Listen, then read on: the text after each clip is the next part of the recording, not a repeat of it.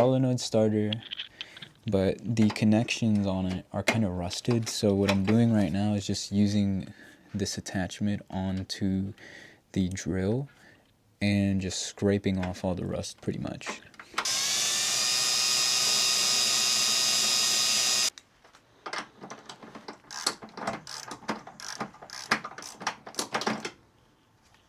Just gotta put this plug back on,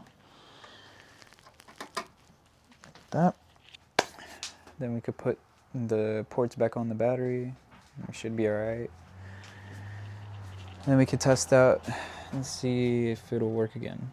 So let's figure it out.